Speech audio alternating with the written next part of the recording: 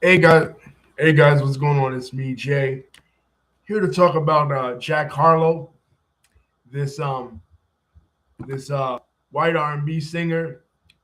Uh, Recently, he was on an interview talking about his new album that's coming out, and the interviewer made mentions of how white rappers. I don't know, they call him a rapper, but I mean, he's not. Obviously, he's not one.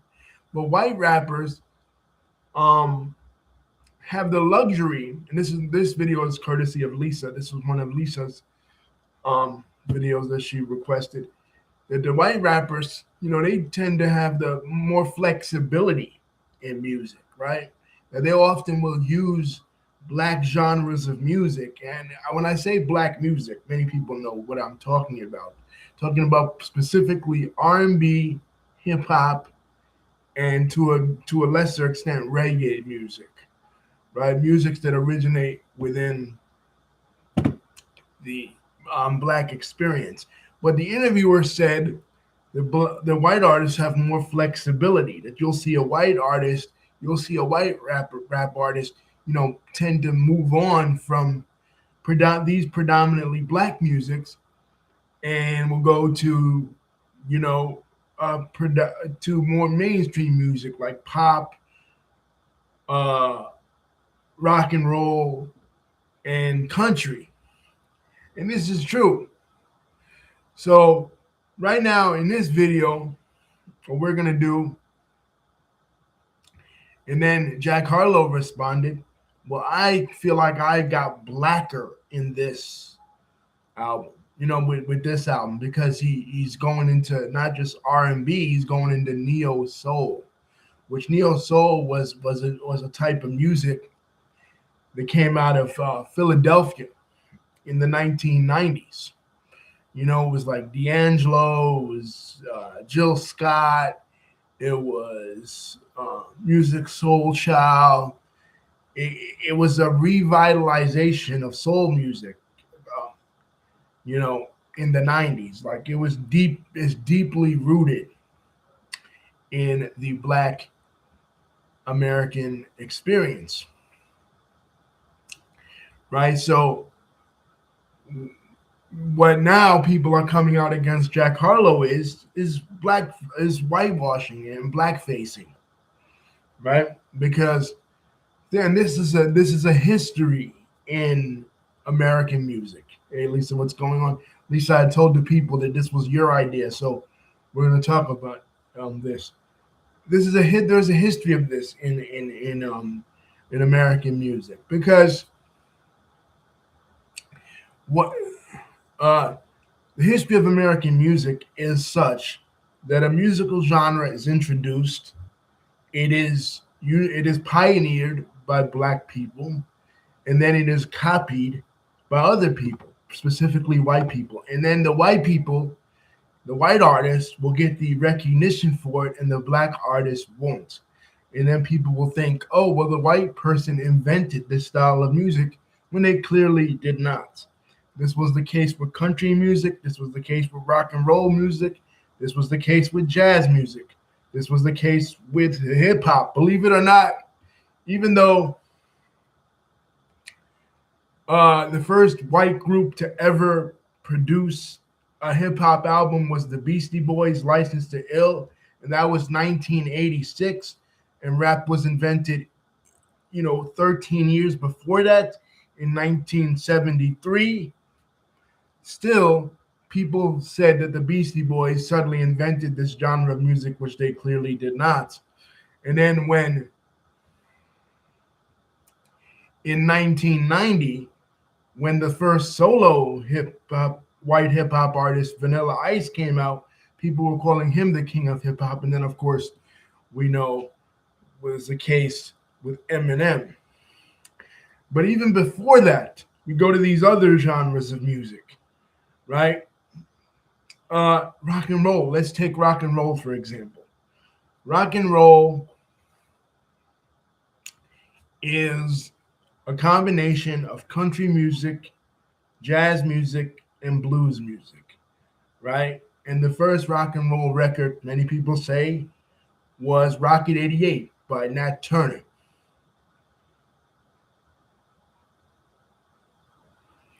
Okay, thank you, Lisa. Lisa's letting me know that I missed the J in Jack Harlow's name. I'll go back and fix it. But Rocket 88 by not Nat Turner, Ike Turner, right? Other people say, well, no, that's not the first rock and roll record. Chuck Berry is the first rock and roll record, right? But regardless, rock and roll was a style of music invented by black people. But in the mid 50s, Elvis Presley came out, and Elvis Presley was then proclaimed as the king of rock and roll, despite the fact that rock and roll had already been invented years before that in the late 40s. You go back even further with jazz. Jazz music evolved in the late 1800s from marching band music and evolved in the city of New Orleans. Many people credit Jelly Roll Morton with the invention of it. People like Duke Ellington, people like Louis Armstrong. New Orleans has that rich history. New Orleans has a unique history, unlike any other city in the United States. But despite that, 30, 40 years later, a guy named Paul Whiteman comes out and he says that African Americans have nothing to do with the invention of jazz. Now, how could he say this, given that jazz evolved from African styles of music, the French Creoles and things of that nature in New Orleans? I don't know, but that's just how it is. Most of the time, these white artists will steal black music and black inventions, country music. Lisa and I went to the African burial ground and we learned about the gori, the West African instrument of which the banjo is the ancestor of. It came with the Senegalese.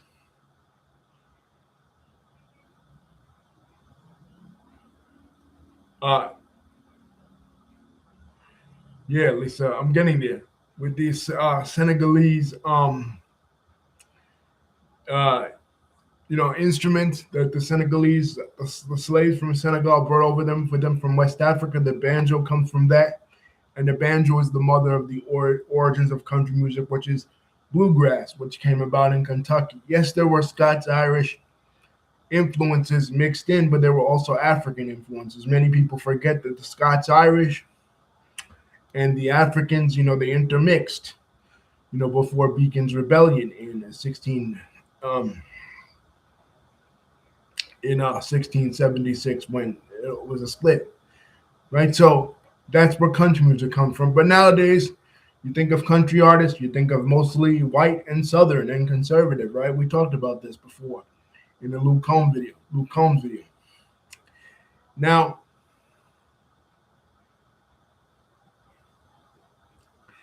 what Lisa's referencing is there were a number of artists that they asked Jack Harlow to name, right?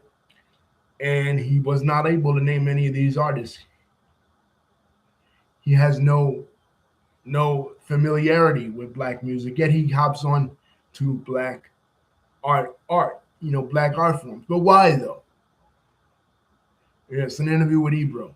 But why? What is the reason? Yeah, there was an interview with Ebro that he was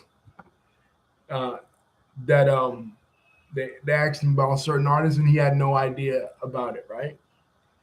But the interview what we talked about in the beginning of the video with the other guys, where they said that the white artists have more flexibility, what they call flexibility, than black artists. They can hop in and out of R&B, they can hop in and out of rap, they can hop in and out of reggae, right? They're not constricted by that, and that's true for the most part because if a black artist tries to do rock and roll, right, or tries to do country, or tries to do, well, pop is a little bit flexible because there are black pop artists. There are some black pop artists. You know what I mean? But specifically white country and rock and roll, there's not really much of a lane for them. I mean, there are some like Darius Rucker. He's done, he's done well in country. Kane Brown has done well in country as well. There's a few of them.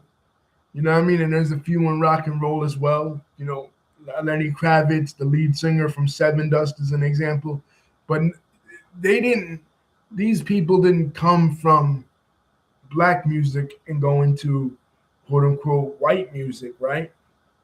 They were already in that style of music.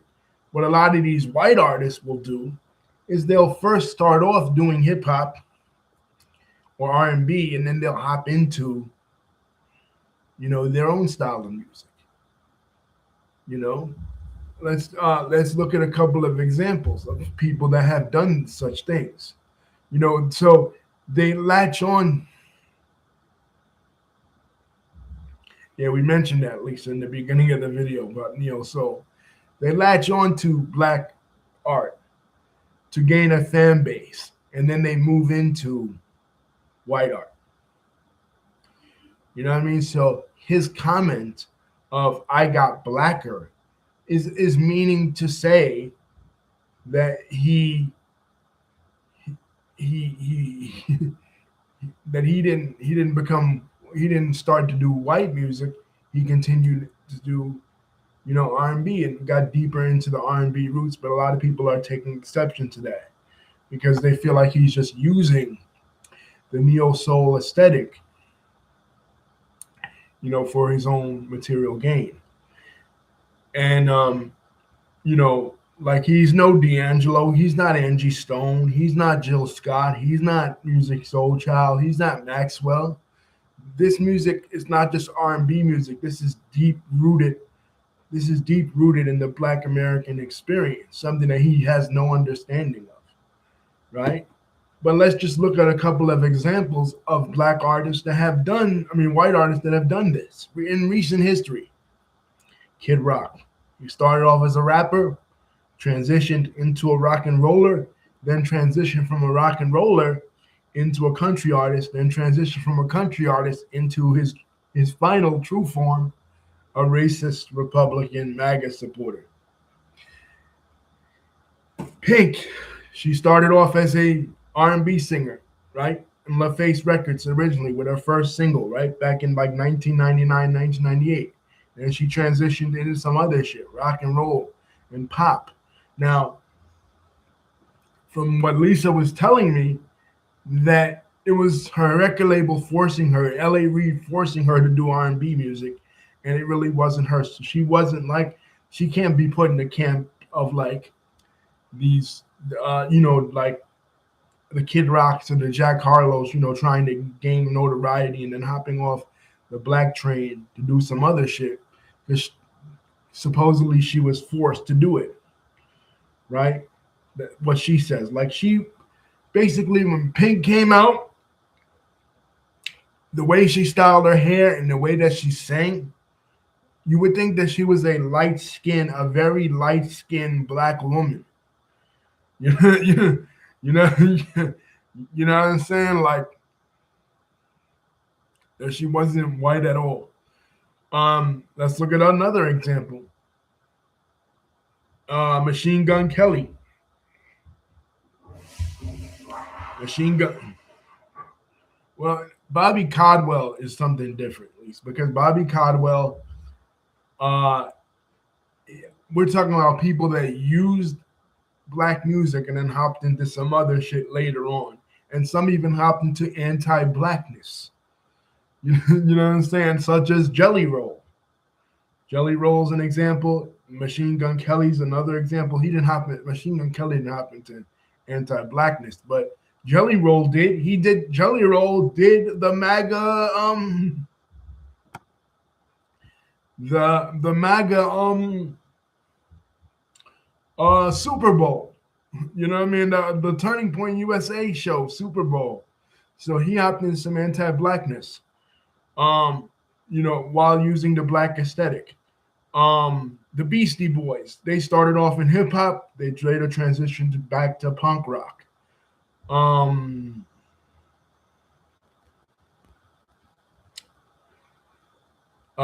Miley Cyrus, another example. They used the black experience for clout. Justin Timberlake, let's not forget him. He is somebody who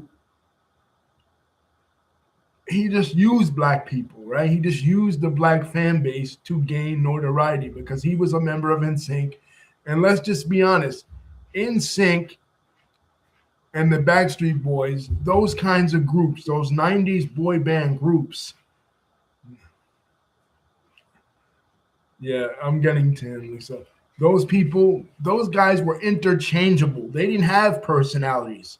How many of you, even if you're a millennial like me and Lisa, how many of you could actually name by name the members of NSYNC and the Backstreet Boys that it's not Justin Timberlake? Nobody knew who they were. They were interchangeable. They didn't matter. Their personalities did not even freaking matter. Why? Because they were just made by a company. You know what I mean? Like they weren't.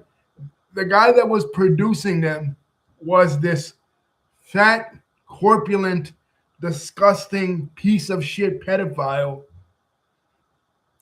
gay pedophile, right? Or PDF file.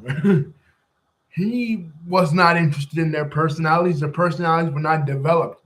It was not until Justin Timberlake got solo and he got into black music when he did Cry Me a River that people started to take notice of him. He was something different,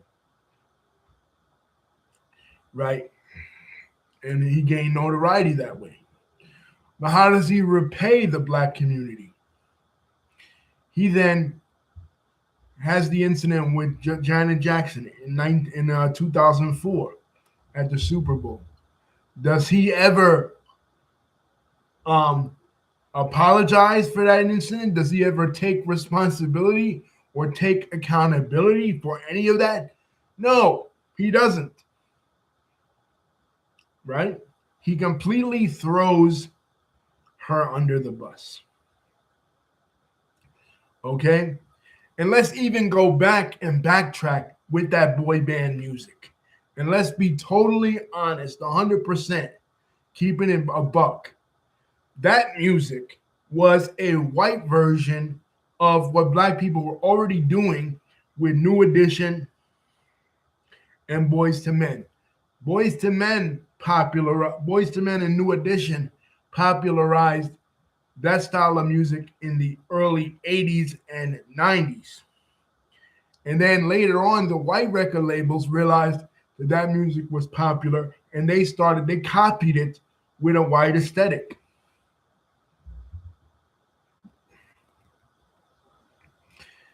Because the guy that I'm talking about, Lou Pearlman, he got his inspiration. He used to sell stuff for airplanes, and he was riding on the bus with New Kids on the Block. Where did New Kids on the Block get their inspiration from? New Edition. The founder of New Kids on the Block was a black guy, but he wanted to create a white version of New Edition from Boston too. So he created New Kids on the Block, right? That's where this boy band group, the boy bands groups all started from New Edition and Boys to Men and went into the white groups. When black people were having Brandy and Aaliyah and Monica, when you had Brandy, Aaliyah, and Monica, who did the white people come out with? Their version of it: Britney Spears, Christina Aguilera, and Mandy Moore. You know, copy and paste. That's all it is. Right? Lisa mentioned Justin Bieber. Now, this is another classic example of someone who is a culture vulture. This kid was basically, he started off singing neo, right? That's how he got discovered, R&B. Because here's the reality of it, folks. The reality is that America is a racist country. right? And they won't accept black music from black artists. They rather take black music from white artists. They want the rhythm without any of the blues. In other words, they, they'll take they'll take the aesthetic, but they don't want the personages. So they'll take neo soul from Jack Harlow, but they won't take neo soul from Angie Stone. They won't take neo soul from D'Angelo, but they'll take it from Jack Harlow. And then they'll claim that Jack Harlow invented it and that it's not really neo soul, it's bohemian, right? That's what they'll turn around and say. Just like, let's take another style of music, dancehall. Dancehall music started in Jamaica in the 1980s, right? And it was popular with the likes of Elephant Man, Yellow Man, all these sorts of artists. But it wasn't until someone who is light, very light skinned, white passing even, and not even of African descent necessarily, Jamaican, but not even of African descent necessarily. Sean Paul puts out his stuff.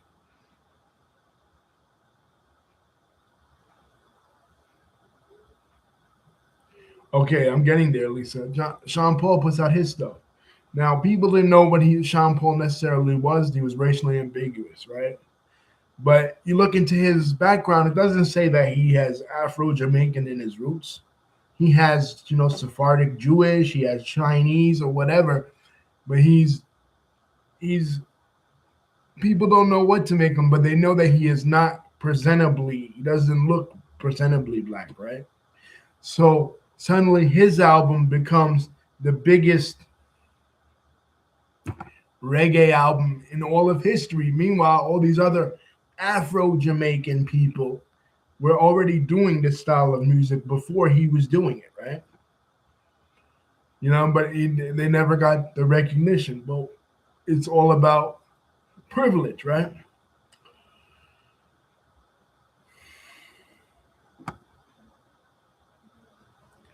Okay.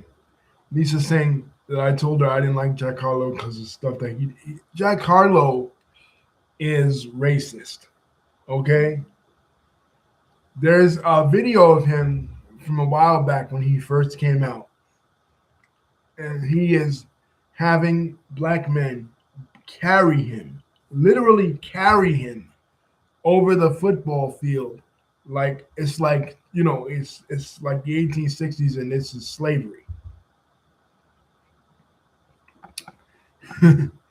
you know, and people accept this. People accept this. With Justin Bieber, like going back to him, he said the N word before, and people still accept him. You know what I mean? It's like they're so desperate for validation. The only one that I can say that ever.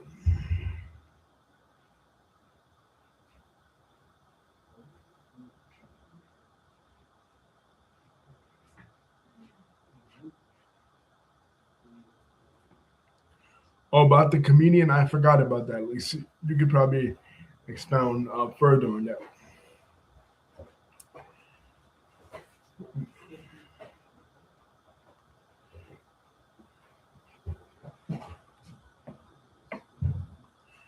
Now, some people will say, "Oh well, of course, somebody like Elvis is going to get more recognition for doing stuff than Chuck Berry, or somebody like Eminem is going to get more recognition for do."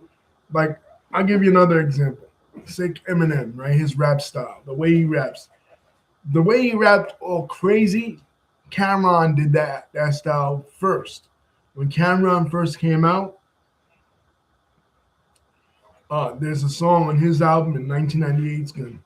Yeah, Confessions of Fire, the first album that is just as crazy as what Eminem will come out with later in 1999. But Cameron is black and Eminem is white. So again, we have culture vulturing. But I will say this about M though. Post Malone is another example. I used to like Post Malone, but what is Post Malone doing now? He's doing country, right? So that goes back to the original point what the guy was saying, that all of a sudden these white artists, they get on and they get popular and they switch it up and they go to their own, own styles, right? But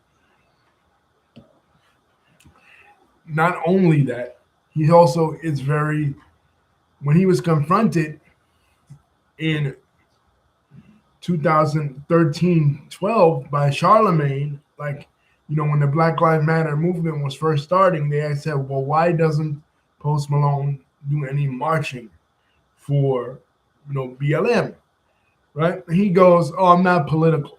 Okay, you're not political, Post Malone. Okay, fine. But why were you at MAGA? Why were you at MAGA conventions? All of a sudden you're political now, right? When it's right wing republicanism. That's why I say that some of these artists not only embrace other styles of music and move away and completely disavow their roots in black styles of music, be it R&B, hip hop, or reggae, but they also move into some anti-blackness. Now, Eminem, I will say, is the only one that never did. Eminem stood true, man. You know what I mean? He stood with black folks politically. He stood with black folks. He stood with hip hop and R&B. He didn't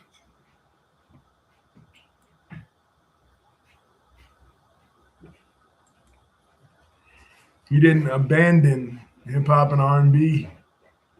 That's the only style of music he ever did. Did he incorporate some of his own roots from his own culture into it, like rock? Yeah, some of his beats have that. But as far as politically, he didn't go off the beaten path like Kid Rock did. Kid Rock was the one that really disappointed me. Fred Durst did too, but Fred Durst really never got political. But Kid Rock was the one that disappointed me because a lot of you guys know, and people that went to high school with me, I went through a phase where I was heavily into new metal, right? I was heavily into Korn, Limp Bizkit, Linkin Park, Kid Rock. So, because I was like, oh, this new dynamic brand of music. I never really liked rock in its purest form, like, you know what I mean? But like new metal was, kind of like hip hop. You know what I mean? So I started like this was like 98, 99. I started listening to like Limp Bizkit, Korn, Linkin Park, stuff like that, right? And because it had like hip hop in it. So I liked Kid Rock. I like his style. Only God knows why is a song I still like. Bow with the Ba. Cowboy. I want to be a cowboy, baby, right? And I figured since him having a biracial son, him having a half black son, he would be conscious of that. But obviously, I was wrong because he completely switched, did 100, did a 360, and then even when he got into, even when he got into uh, country with Sheryl Crow, I'm like, okay, yeah, he's doing something different. But when he started to get into the racism and he started to really get into the anti-blackness, I was off his train by then. And I'm like, damn, I can't fuck with you anymore. And it's a shame because you have a black son. You know what I mean? So I couldn't fuck with him no more. You know, you know what I mean? Like, but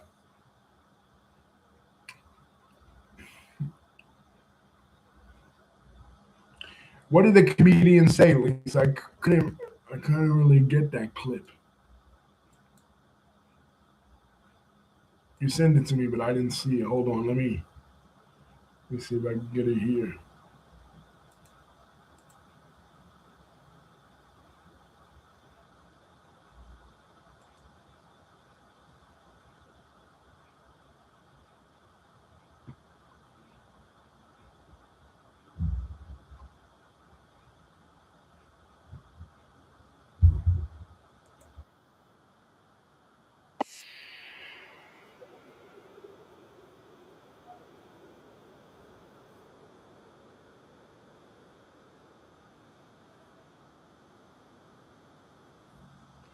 Oh, okay, I get it now. All right, all right, all right, all right. Yeah, that's from a meme. That is from a meme. That is from a meme. I believe the meme originally started with Denzel Washington. There's a scene in Training Day where Denzel Washington gets into the car with Ethan Hawke, and he says the N word. He says it like Monica, right? Of course, he's referencing Friends. Friends is Friends is another example. It's not just music. Friends is another example. Friends is a complete ripoff of Living Single. All right, anybody that doesn't know this is retarded. They don't know anything. Well, excuse me, is stupid. You know, you know what I mean? Like there was a show in the early '90s, a black show called Living Single, starring Queen Latifah, Kim Fields, and others. And it was about 20 somethings all living in an apartment single, obviously. Half men, half women, like two men and like four women, I think. And then the creator of Friends probably saw this show, no doubt saw this show, and ripped it off, right? Copied it, carbon copy of the show. And Friends was completely white. One of the major criticisms of Friends is how they could live in the most ethnically diverse city in the United States and never encounter not one black person or not one Latino. You know, all this middle class white, existence. And oftentimes, just like with musical labels, um, television networks will do the same thing. Television networks will start off with a black show, and then they will um with black shows like when Fox first started, like when Living Single came out, Martin came out. They had Living Single, Martin, New York Undercover. Fox started off with a black fan base, a very black fan base. And then they moved on to what? Just predominantly white fan base. The WB was the same way. They had the Wayne's Brothers, right? Sitcom, and they had Happily Ever After, which was their version of Married with Children. Of all white, predominantly white shows, Married with Children had the largest black fan base. Why? Because Michael Moy was the writer behind Married with Children, and he was black, right? So he was infusing a lot of black culture into it. Just like of all black shows, the one with the highest white fan base was the Cosby Show. You know what I mean? Because even though they were black, they were portraying an upper middle class existence that they could have been white. The only thing they were just had more melanin in their skin, right? So,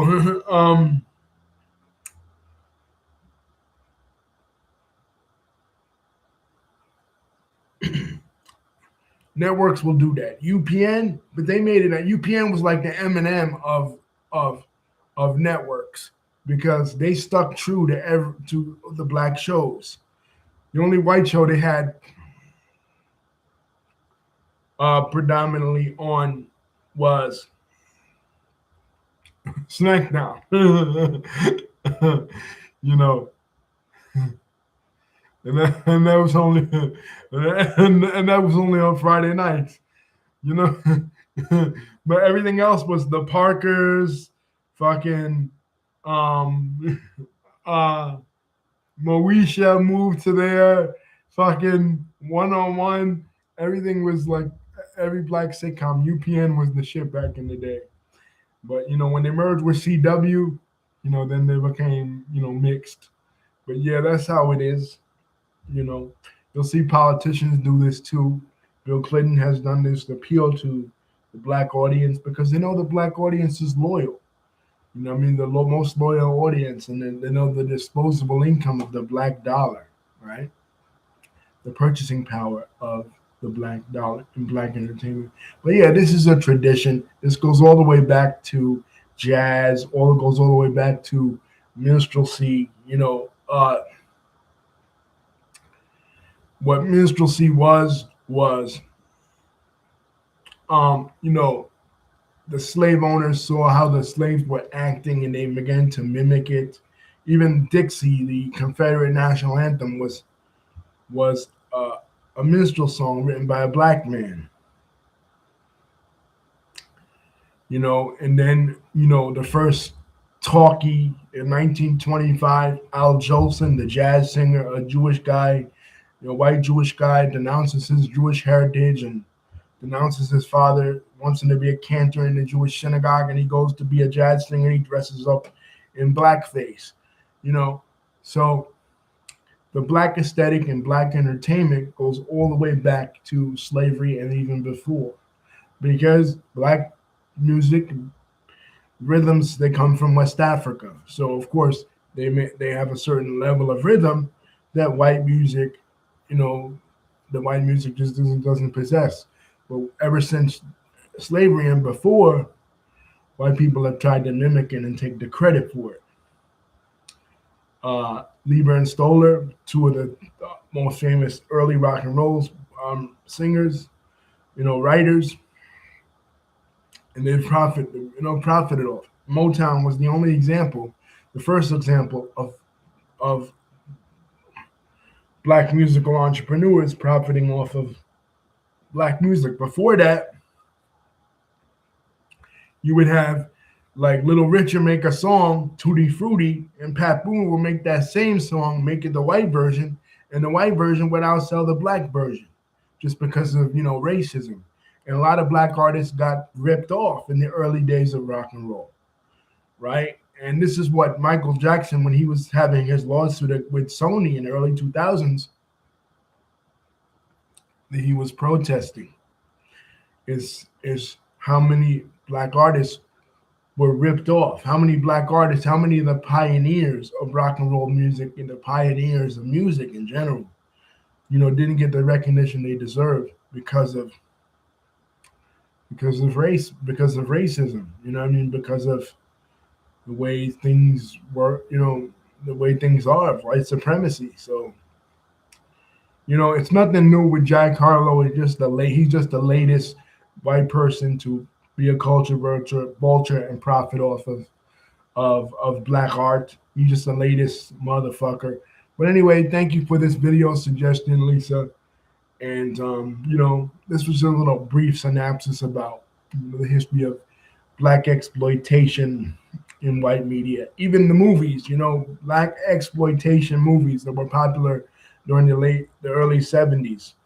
They came originally from,